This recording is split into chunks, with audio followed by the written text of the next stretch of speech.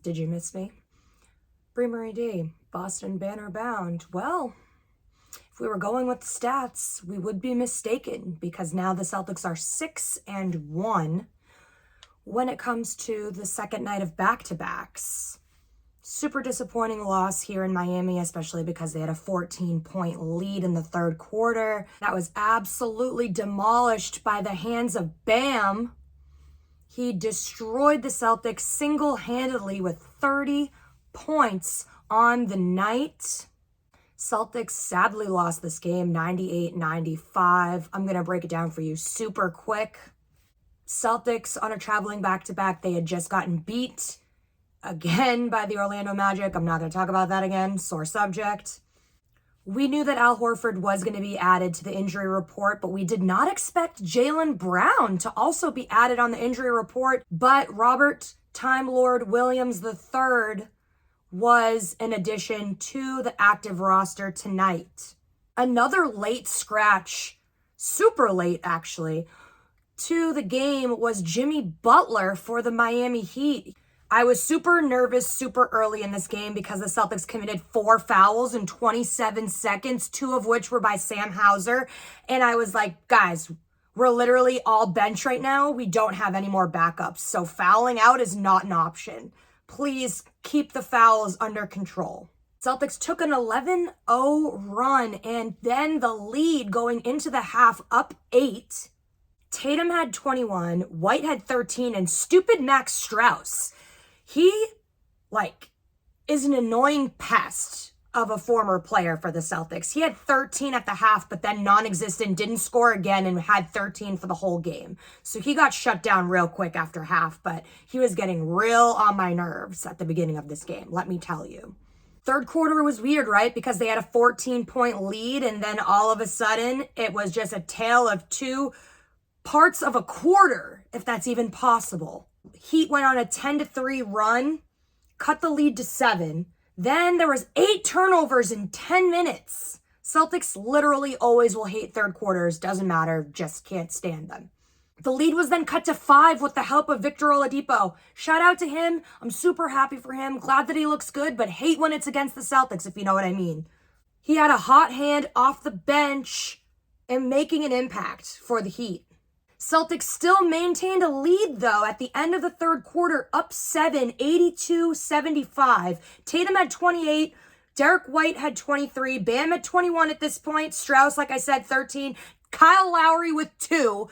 Tyler Hero, not so much a hero, with only 4. And then, like I said, Oladipo had 12. I've said it before. I'll say it again. Lobs to Rob are undefeated. Beautiful.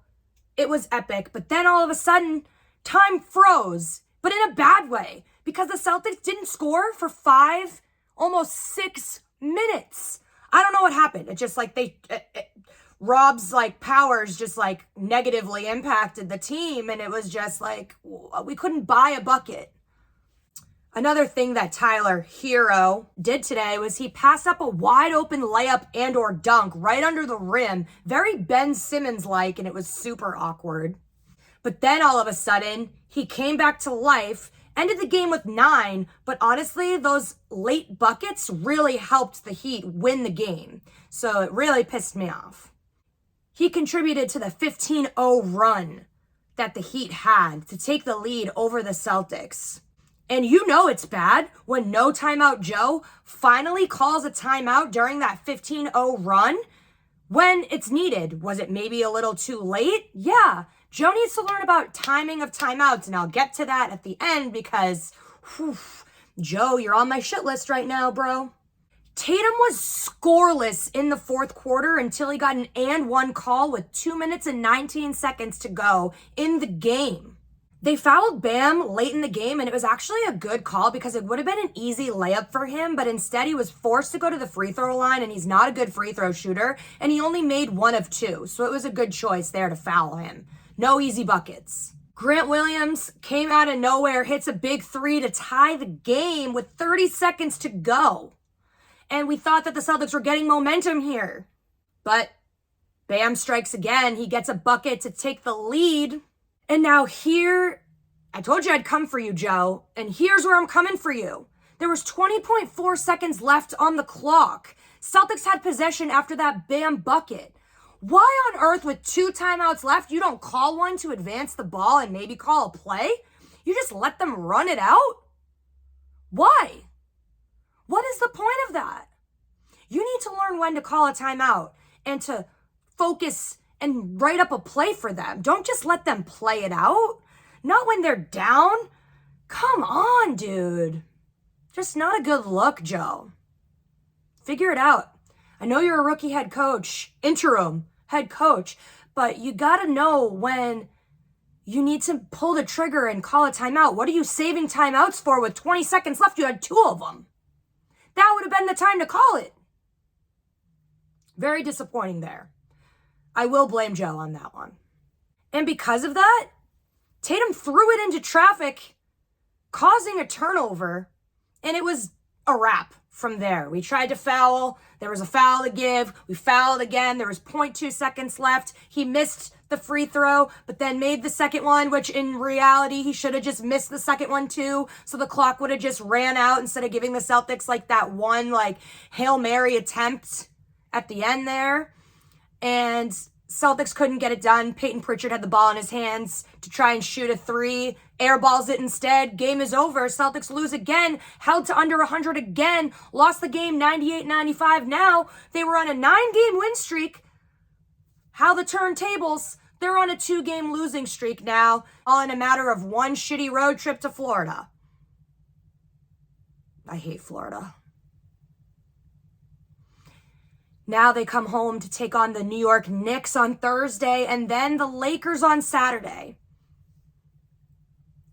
I'm just hoping that the injury report can get a little shorter. Please, please, please. That's it. That's all I'm asking. I just want my team healthy.